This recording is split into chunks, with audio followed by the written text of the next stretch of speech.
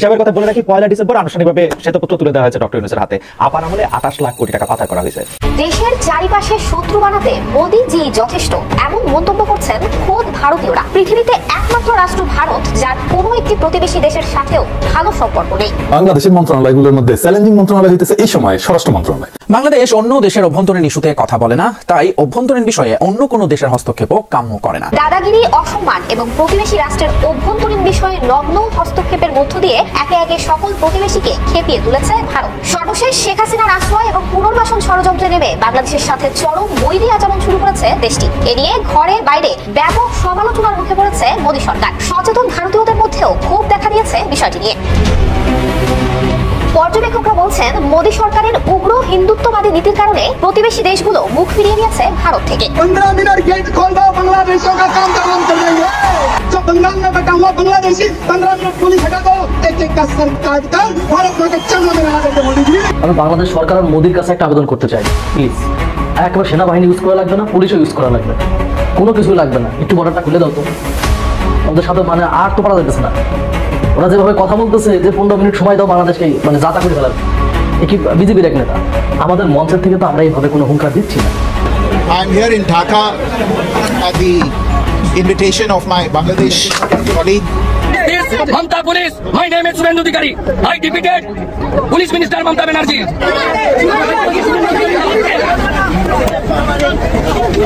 তবে কি পিছু হটতে শুরু করেছে নয়াদিল্লি? 5 আগস্টের পর শেখ হাসিনাকে কেন্দ্র করে যেন অসম বাকযুদ্ধ চলছে বাংলাদেশ ভারতের মধ্যে। ভারত বাংলাদেশকে বিপদে ফেলতে গিয়ে এখন নিজেই বিপদে। ছোট্ট এই বাংলাদেশের এক একটা পদক্ষেপে ভারত কতটা টেনশনে পড়ে যায়, এসে কিভাবে কোণঠাসা হয়ে পড়ছে ভারত। দর্শক, বাংলাদেশের বিরুদ্ধে মিছিল বের করে এবার কলকাতার পুলিশের হাতে গ্রেফতার হয়েছেন শুভেন্দু অধিকারী। ইতিমধ্যে এই ঘটনা নিয়ে তোলপাড় সৃষ্টি হয়েছে। অবশেষে ভারত বাংলাদেশের বিষয় নিয়ে সুর পাল্টালেন।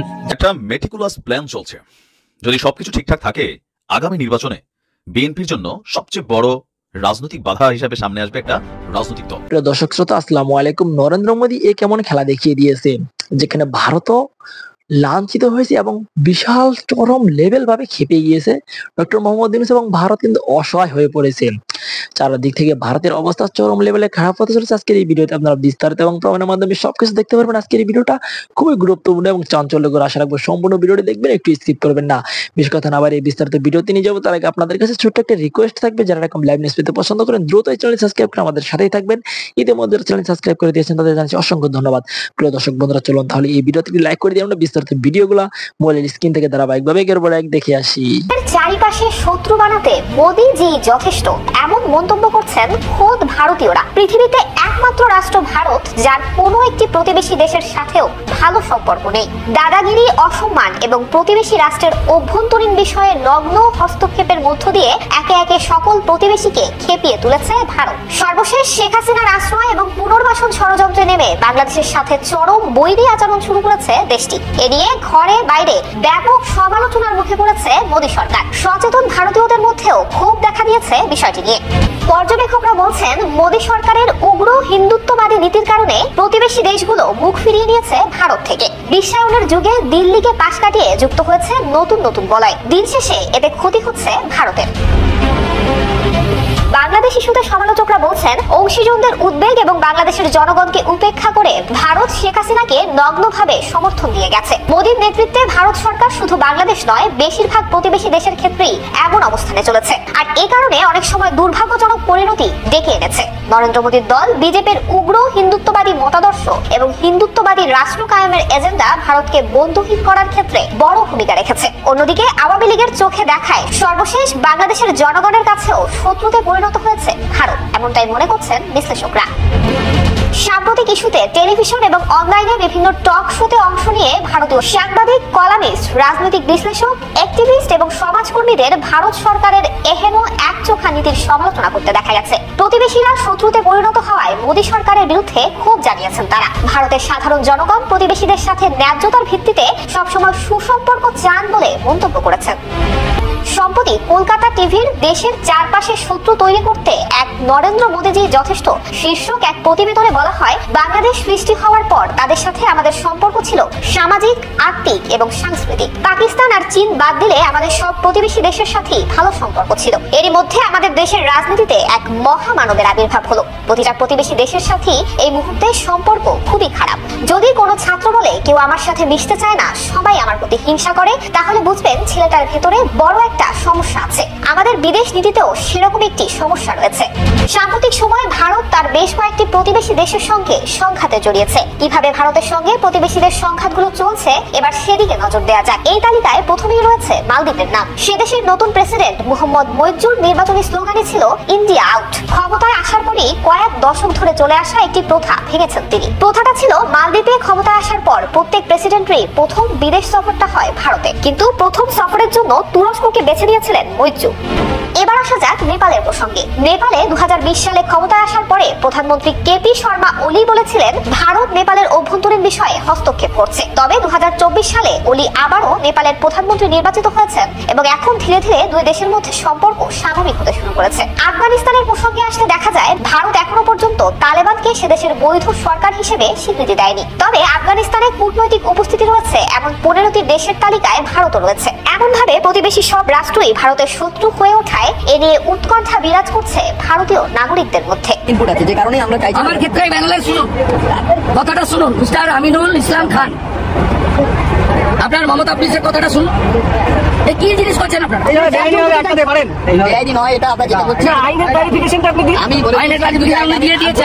যে আপনি আইন মেনেই এসছেন চারজন, আমার আপত্তি নেই, কিন্তু এর আগে যারা এসছে তাদের সময় যা গ্রামবাসী বেরিয়েছে, আপনি গেলে আমাদের আপনি যা বলেছেন আমি এত প্রচুর মানুষ বেরিয়ে পড়বেন, তাতে আমরা আপনাকে অ্যালাউ করছি। আপনি আমাকে অ্যালাউ করছেন না অন ক্যামেরা বলছেন তো? না, আমি অ্যালাউ করছি না। কি করছেন না অ্যালাউ করছি কেন? কারণ বলুন। কারণ আমি বলেছি আপনি গেলে ওখানে প্রচুর গ্যাদারিং হতে পারে, গ্যাদারিং হলে সেই 144 ভায়োলেট হবে, সেই কারণেই আমি আপনাকে শুনুন। আপনি বাড়ি গিয়ে কথা বলেন। আপনার নাম? আমিনুল ইসলাম খান। আপনি কি পোস্টে আছেন? আমি এসডিপিও মিনাক। আচ্ছা, ওখানে আপনি কার ইনস্ট্রাকশন ক্যারি আউট করছেন? আমি আমার ঊর্ধ্বতন কর্তৃপক্ষ। ঊর্ধ্বতন কর্তৃপক্ষটা কি? এখন বলছেন না ডিজি, অবশ্যই আমার ডিপার্টমেন্টাল ঊর্ধ্বতন কর্তৃপক্ষ। ডিপার্টমেন্টাল ঊর্ধ্বতন কর্তৃপক্ষ তারা বলেছে আমাকে আটকা দিচ্ছি আমি। এটা তো এটাই আমাদের নিয়ম, এটাই আমাদের কাজ। নিয়ম নয়, নিয়ম নয়, নিয়ম নয়, নিয়ম নয়। আপনি যা করছেন গায়ে চড়ে করছেন। মমতা পুলিশ হায় হায়, মমতা পুলিশ হায় হায়, পুলিশ তুমি উর্দি ছাড়ো, তুমি উর্দি ছাড়ো। আরে বলছে শুনুন, বলছে এত লোক বেরোবে, অস্বীকার করছে এত গ্রামবাসী আপনার সামনে বেরোবে, আপনাকে যেতে বলছে উদ্ধত্তের সঙ্গে, উদ্ধত্তের সঙ্গে বলছে আপনাকে যেতে দেবো না। নাম বলছে, ডেজিগনেশন বলছে, ওটা আমার ডিপার্টমেন্টের হায়ার অথরিটি ডাইরেকশন আছে। DGP Rajeev Kumar, you will face legal consequence. I will move tomorrow in Calcutta High Court against this Mamata police. My name is Subhendu Adhikari. I defeated Police Minister Mamata Banerjee. Please remember it.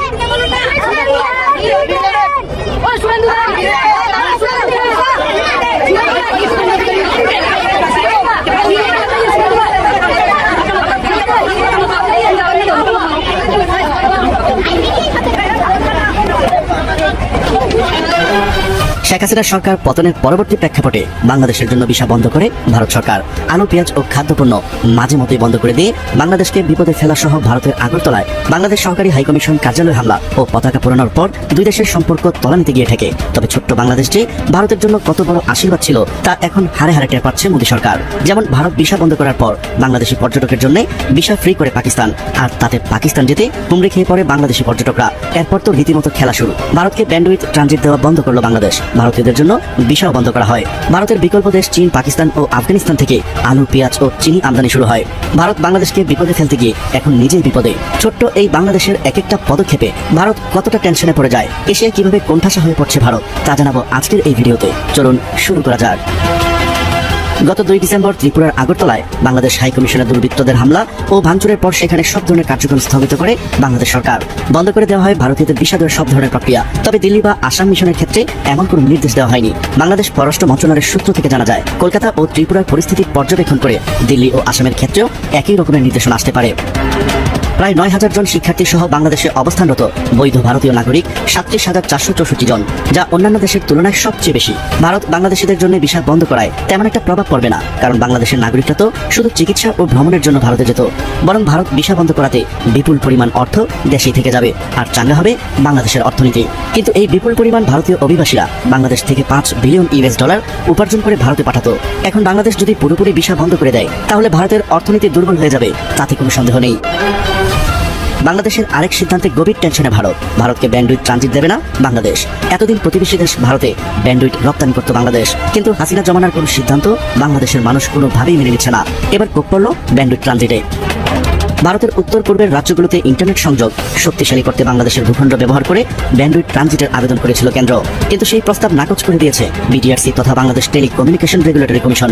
এখন Bangladesh transit না দেওয়ায় ভারতের উত্তর পূর্বাঞ্চলের 7 রাজ্য দ্রুতগতির internet থেকে বঞ্চিত হচ্ছে। শুধু তাই নয়, ভারতের $45 বিলিয়ন ব্যান্ডউইড বাজারে ধস নামতে চলেছে। এবার নজর দেওয়া যাক বাণিজ্যের দিকে। ভারতের সঙ্গে সম্পর্কে টানাপোড়েনের জেরে ভোগ্যপণ্য আমদানিতে তৃতীয় দেশের দিকে নজর দিয়েছেন বাংলাদেশের আমদানিকারকরা। সংশ্লিষ্টরা বলছেন, পেঁয়াজ, চিনি, চাল, গম, ডাল সহ প্রয়োজনীয় ভোগ্যপণ্য চীন, পাকিস্তান ও আফগানিস্তান থেকে আমদানিতে পরিবর্তন করছেন রপ্তানিকারক দেশ ভারতকে। 15 मिनट गेट खोल दो, बांग्लादेशियों का काम तमाम कर देंगे। जो बंगाल में बैठा हुआ बांग्लादेशी 15 मिनट पुलिस हटा दो, एक का सर काट कर भारत में के चंद्र में लगा देंगे मोदी जी। আমি বাংলাদেশ সরকার আর মোদির কাছে একটা আবেদন করতে চাই, প্লিজ একবার সেনাবাহিনী ইউজ করা লাগবে না, পুলিশও ইউজ করা লাগবে না, কোনো কিছু লাগবে না, একটু বর্ডারটা খুলে দাও তো। ওদের সাথে আর তো পারা যেতেছে না। ওরা যেভাবে কথা বলতেছে যে 15 মিনিট সময় দাও বাংলাদেশকে যাতা করে ফেলাবে, এ কি বিজেপির এক নেতা? আমাদের মঞ্চের থেকে তো আমরা এইভাবে কোনো হুঙ্কার দিচ্ছি না। আমরা রাজনৈতিক যে চর্চা সেটা করতেছি, সমালোচনা করতেছি। আমরা তো বলতেছি না যে আমরা ওই রাজ্য দখল করবো, হ্যান করবো, ত্যান করবো, বর্ডার খুলে দাও, এটা করবো, সেটা বলতেছি। হ্যাঁ রে, শোন একটা কথা বলি, তোরা ইন্ডিয়ান যারা আছিস না, আমাদের বাংলাদেশের কয়েকটা উপজেলায় যথেষ্ট তোদের সাথে লড়ার জন্য, কয়েকটা উপজেলা আর ব্রাহ্মণবাড়িয়া জেলা আছে না, এই জেলায় যথেষ্ট। তোরা 15 মিনিটের কথা বলিস, তোরা খালি সামরিক বাহিনী সাইডে রাখ, পুলিশ সাইডে রাখ, সবকিছু সাইডে রেখে বর্ডার খোলা হয়, কে কোথায় যাইতে পারে। একেবারে 1 ঘন্টার ভিতরে 1 জেলা দখল করে ফেলাবে ব্রাহ্মণবাড়িয়ার লোকজন। কাউকে টক্কর দিস তোরা? আরে 15 মিনিট টাইম দাও, তোরা না কাটা ভাই। হ্যাঁ শোন, তোরা শুধু ইন্ডিয়াতেই পারবি, কার সাথে লাগতে চাস? দেখোস না কিছুদিন আগে কি করছি, যে হাসিনা তোর ইন্ডিয়ার থেকে পুলিশ পাঠাইছিল, মোদি তোদের আব্বু, হ্যাঁ পুলিশ পাঠাইছিল, তারপরে স্নাইপার পাঠাইছিল, কই তোরা টিকতে পারছে? হ্যাঁ তোরা কয়টা যুদ্ধ করছিস, কয়টা যুদ্ধের অভিজ্ঞতা আছে তোদের? তোরা বাঙালির সাথে যুদ্ধ করতে চাস, 15 মিনিট টাইম দাও, কয়টা যুদ্ধ করছিস দেখা? আর বাঙালি তো রক্ত যুদ্ধ, হ্যাঁ বাঙালির জীবন দিছে ভাষার জন্য। তোরা যে ভাষায় কথা বলিস, এই যে ভাষা না বাংলা ভাষা, এই বাংলা ভাষার জন্য আমরা জীবন দিছি, বাঙালি জীবন দিছে বাংলা ভাষার জন্য। ইতিহাসে নাই পৃথিবীর কোনো দেশে ভাষার জন্য জীবন দিছে, বাঙালি দিছে। 1971-এ যুদ্ধ করে দেশ স্বাধীন করছি, 24-এ তোদের ইন্ডিয়া দখল করছিল বাংলাদেশ, ইন্ডিয়ার ঘাট ধাক্কা দিয়ে বাংলাদেশ থেকে বের করছি। 24-এ দেশ নিয়ে কিভাবে গুলি করছে, 2000 মানুষ শহীদ হয়েছে 1 মাসের ভিতর, দেখছ নাই? তোরা বাঙালির লোকে যুদ্ধ করতে চাস, হাস্যকর। কি বলবো, হাস্যকর। পালে সেনাবাহিনী পাঠা, দেখ সেনাবাহিনী পাঠা, যুদ্ধ জিতে তারপরে দেখা। আর তোরা বলতেছিস 15 মিনিট টাইম দাও, বর্ডার খুলে দাও, পুলিশকে হটা দাও। হ্যাঁ কি করবি, চুল ছিড়বি? চুলও ছিঁড়তে পারবি না বাঙালির। বাঙালি জীবন দিতে দিতে, বুঝছোস, এটা অভ্যাসে পরিণত হয়ে গেছে বাঙালির। বাঙালি দেশের জন্য মরতে পারে। তোরা আসবি, যুদ্ধ করবি না, বাঙালি কিচ্ছু হবে না। যে পুলিশ সেনাবাহিনী, হাসিনার 5টা বাহিনী, পুলিশ সেনাবাহিনী, বিমান বাহিনী, তারপরে কোনো বাহিনী বাদ দেয় নাই, তারপরেও ক্ষমতায় টিকে থাকতে পারে নাই। আর তোরা কিনা বলিস 15 মিনিটে বাংলাদেশে যাতা করে দিবি। হাস্যকর, হাস্যকর, বুঝছিস? পৃথিবীর সব থেকে গোবর মার্খা জাতি যদি হয়, সেটা তোরা, তোদের মাথাতে গোবর ছাড়া কিছু নাই। যে একটা স্বাধীন সার্বভৌম রাষ্ট্রের বিরুদ্ধে এভাবে কথা কিভাবে বলি? রাজনৈতিক মঞ্চের থেকে গরুর মত খেলে, এর থেকে তোদের কাছ থেকে ভালো কিছু আশা করা আসলে আমাদের জন্য বোকামি। সব থেকে কষ্টের বিষয়, তোদের মতো একটা মূর্খ, একটা কি বলবো গণ্ডমূর্খ জাতি হচ্ছে আমাদের প্রতিবেশী। এটাও সব থেকে কষ্টের এবং দুঃখের। হিসাবের কথা বলে রাখি, 1 ডিসেম্বর আনুষ্ঠানিকভাবে শ্বেতপত্র তুলে দেওয়া হয়েছে ডক্টর ইউনূসের হাতে। আপার আমলে 28 লাখ কোটি টাকা পাচার করা হয়েছে। এত টাকা দেখতে কেমন হইতে পারে কল্পনা তো আসে না। 28-এর পাশে কয়টা শূন্য বসলে 28 লাখ কোটি হয়, ভাবতে গেলে গোল্লার গোলক ধাঁধায় গোল গোল ঘুরতে থাকে। ফেসবুকে তাশরিক হাসানকে কোট করে বলছি, বেশি না, মাত্র 92টা পদ্মা সেতুর টাকা বিদেশে পাচার করেছে হাসিনা। তার জবাবে মোহাম্মদ বাহার সাহেব বলেছেন আরো মজার কথা, ভাই আপনার হিসেবেও ভুল আছে, আপনি একটা সেতুর যে দাম হিসাব করছেন সেটা হাসিনার ব্যয়কৃত সেতুর টাকার হিসেব, সেতুতে দুর্নীতি না হলে সেখানে আরো 20,000 কোটি টাকা কম খরচ হতো। অবস্থাটা বোঝেন তাইলে, কদম ফুলের মতো গোলের মধ্যে গোলের মধ্যে গোলের মধ্যে গোল। এদিকে উইন্টার ইজ কামিং বলতে বলতে ডিসেম্বর দরজায় এসে দাঁড়ানোর সাথে সাথেই আপাকামীদের হৃদ মাঝারে আপাময় চেতনার বাতাস ফাল দিয়ে উঠছে। তারা বেদনার বালুচরে খেলাঘর বাঁধতেছে কখন আপা চুপ করে এসে টুপ করে ঢুকে পড়বেন। শেখ হাসিনার আমলে 16 বছর ধরে যারা একের পর এক গুম, খুন, চুরি, সন্ত্রাস, সংখ্যালঘু নিধন এর সময় মহা সুখে নাকে তেল দিয়ে ঘুমাইয়েছেন, তারাই এতদিন পরে ঘুম ভেঙে উঠে বসে চোখ কচলাইতে কচলাইতে পান থেকে চুন খসার হিসেব নিচ্ছেন। কিছু হইলেই চোখের পানি নাকের পানি এক করতে করতে ফেসবুকে স্ট্যাটাস দিচ্ছেন, আগে কি সুন্দর দিন কাটাতাম, যেন আপা না শায়েস্তা খান। এখন দেখেন অবিচার তো অনেক রকম হয়, কিছু খালি চোখেই দেখা যায়, আর কিছু আছে পরতে পরতে ধুলার মতন জমতে জমতে ঘন হয়, ভারী হয়, দম বন্ধ করে দেয়, কিন্তু বহুদিন এর মধ্যেই থাকতে থাকতে আমাদের অভ্যাস হয়ে যায়। তো ইউনূস সরকার আসার পরে এই হাউকাও লাগার একটা কারণ হইলো বহু বছর ধরে ধুলায় ধূসর হওয়া কার্পেট, জাজিম সব রোদের মধ্যে টেনে নিয়ে এসে ধোলাই করা হচ্ছে। এতে এতদিনের অদৃশ্য ধুলা দৃশ্যমান হয়ে আকাশ বাতাস অন্ধকার করে ফেলছে, আর কার্পেটের তলার থেকে কিলবিল করতে করতে পোকামাকড় সব ছত্রখান হচ্ছে। কয়েকদিন আগে এক সাক্ষাৎকারে বদরুদ্দিন ওমর বলেছেন, এখানকার রাজনৈতিক দলগুলো রাজনৈতিক কর্তব্যটা ঠিকমতো পালন করতে পারছে না, সেজন্যই বারবার গণ অভ্যুত্থান হয়েছে। এবার সবচেয়ে বড় অভ্যুত্থান হয়েছে এই কারণে যে মানুষের উপর জুলুমটা বেশি ছিল, কোনো রাজনৈতিক দল প্রতিরোধ করতে পারছিল না, ছাত্রদের আন্দোলনের কারণে সেটা সফল হলো। এখন যে টালমাটাল অবস্থা হয়েছে এটাই স্বাভাবিক, এখানে ক্ষমতাসীন দল পুরোপুরি বিধ্বস্ত হয়ে গেছে। কোটেশন শেষ। একই সাক্ষাৎকারে বদরুদ্দিন উমর এমনটাই বলেছিলেন যে শেখ হাসিনার সময় যা হয়েছে তার চেয়ে খারাপ হওয়ার আর কোনো সুযোগ নেই। কোটেশন শেষ। তার মতের অনুরণন শুনি ইউনিভার্সিটি অফ অসলোর অধ্যাপক আরাইল্ড এঙ্গেলস রুডের আলাপেও।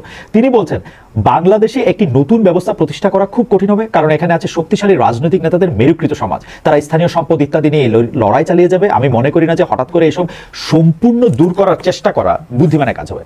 যা করা যায় তা হলো একে নিয়ন্ত্রণ করা, দুর্নীতি যাতে হ্রাস পায় তা নিশ্চিত করা যে সহিংসতা যেন হ্রাস পায়, এইসব জিনিস একটা যুক্তিসঙ্গত স্তরে নিয়ন্ত্রণ নিশ্চিত করা। গণতন্ত্র কোনো নিখুঁত সমাজ গঠন করে না, গণতন্ত্র হলো সমাজের দ্বন্দ্বগুলিকে সভ্য পদ্ধতিতে পরিচালনা করা।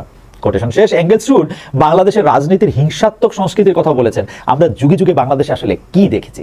বিএনপি হোক, আওয়ামী লীগ হোক, তারা তো ক্ষমতায় যায়, দায়িত্বে যায় না। গদিতে একবার গিয়ে বসতে পারলেই হলো, তারপর তাদের আর পায়কে কিছুতেই কিছু আর তাদের যায় আসে না। যার ইচ্ছা ধরো, যার ইচ্ছা মারো। পুলিশ প্রশাসন, বিচার বিভাগ কখনো আপা কখনো ম্যাডামের জন্য গান গায়, ন্যায় অন্যায় জানি নে শুধু তোমারে জানি। এঙ্গেলস রুডকে আরেকবার কোট করি, এই দায়মুক্তি এমন সমাজ রাষ্ট্র তৈরি করে যেখানে কিছু লোক অনেক বেশি আর অন্যরা খুবই কম পায়। বাংলাদেশেও তাই হয়েছে। কিছু অলিগার্ক বিপুল পরিমাণ টাকা হাতিয়ে নিয়েছে, তারপর বাকি জনগণ কোণঠাসা। যদি রাষ্ট্রীয় প্রতিষ্ঠানগুলিকে রাজনৈতিক হস্তক্ষেপ থেকে স্বাধীনভাবে কাজ করার পরিস্থিতি তৈরি করা যায়, তবে বহাল পরিস্থিতি বদলাতেও পারে। বাংলাদেশে কথা বলার, নিজের মতো জানানোর এক জোরালো তাগিদ রয়েছে। মানুষ ভালো নেতা চায় না, তারা শক্তিশালী নেতা চায়, কিন্তু তারা ভোটের মাধ্যমে সেই নেতা পরিবর্তন করতে চায়। কোটেশন শেষ। এখন দেখেন 2004 সালের গ্রেনেড হামলার রায় বের হলো কয়েকদিন আগে। সম্পূর্ণ অভিযোগপত্রের ভিত্তিতে জুডিশিয়াল কোর্টে যে বিচার শুরু হয়েছিল, যা বিচারের রায় হয়েছিল, হাইকোর্ট তা অবৈধ বাতিল ঘোষণা করেছে। এর ফলে বিএনপির ভারপ্রাপ্ত চেয়ারপারসন তারেক রহমান সহ 49 জন আসামি খালাস পেলেন। এইটা ন্যায় বিচার হয়েছে কিনা সেই কথায় আমরা একটু পরে আসতেছি। আগে চলেন এঙ্গেলস রুড যে দায় মুক্তি সংস্কৃতির কথা বলেছেন তার দুইটা উদাহরণ দেখি। 2013 সালে রানা প্লাজা ধসে পড়েছিল, মনে আছে তো আপনাদের? একটা প্রশ্নের রন্ধ্রে রন্ধ্রে দুর্নীতির প্রতীক এই রানা প্লাজা। আমরা তো সহজেই সব ভুলে যাই। ওই মানুষগুলোর দালান চাপা মৃত মুখগুলো মনে আছে কি আমাদের? যখন সারা দেশের মানুষ শোকে অসহায়তায় বিহব্বল, সে সময় হাসিনা শাহের স্বরাষ্ট্রমন্ত্রী মহিউদ্দিন খান আলমগীর বলেছিলেন, কতিপয় বিরোধী দলের বা যারা সরকারের লোক না, কি বলেছিলেন সেইটা এখন স্পষ্ট মানে, কিন্তু যা বলেছিলেন মানে ওই শব্দবন্ধগুলি খুব মনে আছে, যে তারা একটা স্তম্ভ ধরে নাড়াচাড়া করার ফলে রানা প্লাজা ধসে পড়েছিল। সিরিয়াসলি, স্তম্ভ ধরে নাড়াচাড়া। মহিউদ্দিন খান আলমগীর বাংলার সাথে ইংরেজি মিশিয়ে কথা বলতেন না, মানে ইন্টারেস্টিং না? তিনি বলেছিলেন যে স্তম্ভ ধরে নাড়াচাড়া করার কথা। আবার 2004 সালের 21শে আগস্ট যখন গ্রেনেড হামলা হলো, তখন বিএনপির শীর্ষ নেতৃবৃন্দের অনেকে এই মন্তব্য করেছিলেন, শেখ হাসিনা নাকি ভ্যানিটি ব্যাগে করে গ্রেনেড নিয়ে নিজেদের মারার ব্যবস্থা নিজেরাই করেছেন। ইন্টারেস্টিং। এসব হাস্যকর কথা বলার স্পর্ধা তারা পান কারণ তারা আসলে দেশের জনগণকে গোনায় ধরেন না। প্রথম থেকে বলি, 21শে আগস্ট আমি প্রথম আলোতে কাজ করি, মানে আমি আমি আমি কিছুদিন পড়াশোনার জন্য ইংল্যান্ডে ছিলাম, সেখান থেকে যখন ফিরে আসি, সেই ফিরে আসার পরের যেদিন আমি জয়েন করি প্রথম আলোতে, সেদিনই 21 আগস্টের গ্রেনেড হামলার ঘটনাটা ঘটে। চিফ রিপোর্টারের কাছে ফোন আসে বঙ্গবন্ধু এভিনিউ থেকে, যিনি রিপোর্টার ফোন করেছিলেন তিনি আসলে কথাই বলতে পারছিলেন না, কারণ হচ্ছে যে তার গলার আওয়াজ এবং অন্যান্য অনেক কিছুর আওয়াজে তার গলার আওয়াজ চাপা পড়ে গিয়েছিল। শুধু তিনি বলতে পেরেছিলেন এখানে গ্রেনেড বা এরকম কি জানি ফুটেছে, অনেক লোক মারা গেছে, অনেক লোক আহত হয়েছে। আমরা মানে আমাদেরকে রিপোর্টার হিসেবে সেদিনই আসলে আমার মনে আছে, আমার বন্ধু গোলাম কিবরিয়ার মোটরসাইকেলে করে আমি সেদিনই ঘটনাস্থলে যাই। ঘটনাস্থলে যাওয়ার পরে আমার মনে পড়ে আমরা যখন সচিবালয়ের সেকেন্ড গেটের এখানে, তখন আমার সাবেক সংসদ সদস্য জনাব রহমতুল্লাহর কথা মনে পড়ে। তিনি এসে আমাদের বাইকের কাছাকাছি আসলেন, তিনি এসে বললেন যে আমাকে একটু বাঁচান, বা বিড়বিড় করে জানি কি বললেন, তার সারা গায়ের রক্ত। আমরা যে মানে রিপোর্টার, আমরাও তাকে চিনতে পারতেছিলাম না। তিনি কোনো মতে আমাদেরকে বলতে পারতেছিলেন যে আমাদের হাসপাতালে নিতে পারবেন। আমাদের চোখের সামনে, এই সময় আমাদের চোখের সামনে আমরা ফটোগ্রাফার, আমাদের একটু সিনিয়র গোর্কি ভাইয়ের মোটরসাইকেলের পিছনে সারা গায়ে রক্ত নিয়ে সম্ভবত সুরঞ্জিত সেন গুপ্তকেও দেখি কোথায় যেন তাকে নিয়ে আসা হচ্ছে। আমি আর বন্ধু কিবরিয়া তখন বুঝে উঠতে পারছি না সামনে যাব না পিছনে যাব। কিবরিয়ার মাথায় হেলমেট ছিল, আমার মনে আছে যে আমার মাথায় তাও নাই। এখনো গ্রেনেড ফুটছে, অন্তত দুটি গ্রেনেডের আওয়াজ আমরা তখনও পেলাম। এর মধ্যে ঠিক করলাম সামনে যাব, এবং প্রথম দৃশ্য যা দেখলাম আমাদের যদ্দূর মনে পড়ে, আইভি রহমান শূন্য চোখে বসে আছেন, তার দুটো পাই উড়ে গেছে, আমরা তাকে দেখেও চিনতে পারি নাই। তখনও কোনো মেডিকেল অ্যাসিস্ট্যান্স আসে নাই, আশেপাশে কারো পা, কারো মাথার খুলি, কারো হাত ছড়ায় ছেটে আছে। আমরা তখনও জানি না শেখ হাসিনা মারা গেছেন কি বেঁচে আছেন, কিন্তু তিনি সিভিয়ারলি ইনজুর্ড, এই কথা অনেকেই বলছেন। এমন সময় শুনলাম আমাদের বন্ধু কলিগ ফটোগ্রাফার জিয়া ইসলাম, যিনি নাকি ওই দিন ট্রাকে ছিলেন, তাকে নাকি গ্রেনেডের আঘাতে উড়ে যেতে দেখেছেন কেউ কেউ। আমরা সব ছেড়ে তখন জিয়াকেই খুঁজছিলাম, পরে জানলাম আসলে গ্রেনেড ফাটার যে শব্দ, তার রিয়েকশনে সে অনেকখানি উপরে উঠে অজ্ঞান হয়ে ট্রাকেই পড়েছিল। এই সময় মাত্র শেখ হাসিনা বক্তৃতা শেষ করছিলেন আর জিয়া তার ছবি তুলছিলেন। আমরা গেলাম ঢাকা মেডিকেল কলেজে, সেখানে একদম কারবালার মতো অবস্থা। এর মধ্যে কেউ কেউ সেখান থেকে বের হওয়ার চেষ্টা করছে, কারণ তারা নাকি খবর পেয়েছে এর মধ্যেও তাদেরকে ধরে নিয়ে যাওয়া হবে। আমরা সেখান থেকে জানলাম যে আওয়ামী লীগের নেতাকর্মীদের শিকদার মেডিকেল কলেজে, ধানমন্ডির যে শিকদার মেডিকেল কলেজ আছে সেখানে নিয়ে যাওয়া হচ্ছে। সেই শিকদার মেডিকেল কলেজ হাসপাতালে নিয়ে যাওয়া হয়েছে ধানমন্ডি কর্মীদের। আমরা সেখানে গেলাম, সেইখানের পরিস্থিতি থমথমে, কেউ কারোর সঙ্গে কথা বলছে না, পুরো ঢাকায় আসলে থমথম করছে। আমরা সেখান থেকে সুধা সদনের সামনে গেলাম, মানে শেখ হাসিনার যে বেসরকারি বাসভবন, তখন সেখানে কয়েকজন পুলিশ আছে, কেউ কারো কোনো খবর জানে না। আমরা বিভিন্ন জায়গায় যোগাযোগ করার চেষ্টা করলাম, রিপোর্টার হিসেবে সরকারের কারোর সাথে কথা বলার চেষ্টা করলাম। স্বরাষ্ট্রমন্ত্রী, মানে যিনি স্বরাষ্ট্র মন্ত্রণালয়ের দায়িত্ব ছিলেন, সেই লুৎফুজ্জামান বাবর সাহেব ফোন ধরেন কিনা সেটা চেষ্টা করছিলাম, কিন্তু কোথাও কানেক্ট করতে পারছিলাম না। সে সময় বেগম জিয়ার অফিস থেকে আমাদের জানানো হইলো যে বেগম জিয়া সুধা সদনে যেতে চেয়েছিলেন, কিন্তু শেখ হাসিনা নাকি চান নাই উনি যান। আমরা স্পটগুলি ঘুরে 11টার সময় ফিরে আসলাম। আমাদের যে রিপোর্টার উপস্থিত ছিলেন জাহাঙ্গীর ভাই, উনি কোনো কথাই বলতে পারছিলেন না। ওনার চোখের সামনে বহু মানুষ মারা গেছে, একজন চাওয়ালা, একজন বাদামওয়ালাও ছিলেন তাদের মধ্যে। আওয়ামী লীগের নেতাকর্মীরা কে কে মারা গেছেন, কে কে আহত হয়েছেন, সেই তালিকা আমরা তখনও পাই নাই। আমরা রিপোর্ট লিখলাম এবং পরদিন আবারও অ্যাডভান্স রিপোর্টিং করার জন্য বঙ্গবন্ধু এভিনিউতে গেলাম। বঙ্গবন্ধু এভিনিউতে যেখানে আসলে 21 আগস্টে গ্রেনেড হামলাটা ঘটেছিল, সেখানে সকাল 8টা থেকে 8:30টার দিকে আমি পৌঁছালাম ওখানে। তখন কয়েকজন পুলিশ ছাড়া আমি আর কাউকে দেখি নাই। শত শত জুতো পড়েছিল, 3টা পুলিশ, তাদের মুখে কোনো কথা নাই, আগের দিনের কিছুই সরা নাই, হাজার হাজার জুতা, ভাঙা চশমা, রক্তের রেসিডিউ, মানুষের মগজন মনে হয় আমরা কিছুটা একাকার হয়ে যেতে দেখলাম। সহকর্মী টিপু সুলতান এর মধ্যে এক রিপোর্ট করলেন যে গ্রেনেড এখানে ব্যবহার করা হয়েছে তার নাম আরজেস গ্রেনেড। এটা বাংলাদেশের সামরিক বাহিনী ব্যবহার করে না, পাকিস্তান আর্মি ব্যবহার করে, আর গ্রেনেডটা আসে চীন থেকে। এরকম কিছু তথ্য সম্বলিত কয়েকটি রিপোর্ট সে সময় ছাপা হলো। এই রিপোর্টের ভিত্তিতে নিরাপত্তা বিশেষজ্ঞরা জানালেন যে বাংলাদেশে গ্রেনেডের কথা কেউ শোনে নাই, এমনকি মানে গ্রেনেডের কথাই কেউ শোনে নাই, মানে আরজেস গ্রেনেড দূরে থাক, এমনকি আন্ডারগ্রাউন্ড মার্কেটে যে অস্ত্রশস্ত্রের যে বাজার আছে না, সেইখানেও আসলে গ্রেনেডের কোনো বেচা কিনা নাই। এর আগে গ্রেনেড কোথাও ব্যবহৃত হয়েছে কিনা সেইটাও জানে না, কারণ গ্রেনেড ছুটতে গ্রেনেড একটা বিশেষ ধরনের আগ্নেয়াস্ত্র, যেটা ছোড়ার জন্য বিশেষ ট্রেনিং লাগে, সেরকম প্রশিক্ষণ বাংলাদেশের সামরিক বাহিনী ছাড়ার কারণ নাই। এই সময় প্রথম আলোতে ডক্টর আসিফ নজরুল, ফরহাদ মজহার, মশিউল আলম, রামেন্দ্র মজুমদার অনেকে এই সম্পর্কে লিখলেন। সে সময় প্রথম আলোর নিয়মিত কলাম লেখক আসিফ নজরুল, আজকে যিনি বাংলাদেশের উপদেষ্টা, তিনি একটি নিবন্ধ লিখেছিলেন। সেই নিবন্ধের শিরোনাম ছিল আসামি রাষ্ট্র বাংলাদেশ। তিনি লিখেছিলেন, এই ঘটনাকে কেন্দ্র করে বিদেশি দেশগুলির কাছে বাংলাদেশ মৌলবাদী ও সন্ত্রাসী রাষ্ট্র হিসেবে চিহ্নিত হচ্ছে। বাংলাদেশের সন্ত্রাস দমনে আন্তর্জাতিক সহায়তার নাম করে বাংলাদেশে এসেছিলেন যুক্তরাষ্ট্রের পররাষ্ট্র মন্ত্রণালয় থেকে কফার ব্ল্যাক। এতে নিজের আশঙ্কার কথা লিখেছিলেন তিনি, এর কারণে যে বাংলাদেশের অস্তিত্ব সংকটে পড়তে পারে এমন ইঙ্গিত ছিল। আসিফ নজরুল এমনও মনে করেছিলেন যে সে সময় প্রশাসনের কেউ এই ঘটনার সাথে জড়িত থাকাই স্বাভাবিক। আওয়ামী লীগ থেকে দাবি থাকা সত্ত্বেও বিদেশের কোনো নিরপেক্ষ কমিটিকে এই ঘটনা তদন্ত করাতে দেওয়া হয় নাই। বিএনপি যেহেতু সে সময় সরকারে ছিল, বিরোধী দল সহ দেশের সমস্ত নাগরিকের নিরাপত্তা রক্ষা করা ছিল তাদের দায়িত্ব, কিন্তু তারা পালন করে নাই সেই দায়িত্ব। ইংরেজিতে বা ইংরেজি মানে যদি আমরা এরকম বলি, একটা প্রবাদ আছে, যারা বিচার বিভাগের সাথে সংশ্লিষ্ট তারা সকলেই এই প্রবাদ আসলে জানেন। সেই প্রবাদটা অনেকটা এরকম, justice hurried is justice buried and justice delayed is justice denied. Common law এর ক্ষেত্রে একটা বড় কথা হচ্ছে, একজন ভালো বিচারক দেখেন নথিপত্র, আর একজন খারাপ বিচারক তাকিয়ে থাকেন প্রেস ক্লাবের দিকে। এটা এমন একটা স্কিল, এটা এমন একটা ক্রাফট যেটা অর্জন করতে হবে। অর্থাৎ আমি বিচারকদের কথা বলতেছি, আমি জানি না মানে বিচারকরা যে বিচার করেন আমরা এটা মনে করি কিনা, এটা যে কেউ এটা করতে পারবেন। আমি আমি আমি আমি খুব জোর দিয়ে বলতে চাই, বিচারকের কাজটা যে কেউ আসলে করতে পারেন না।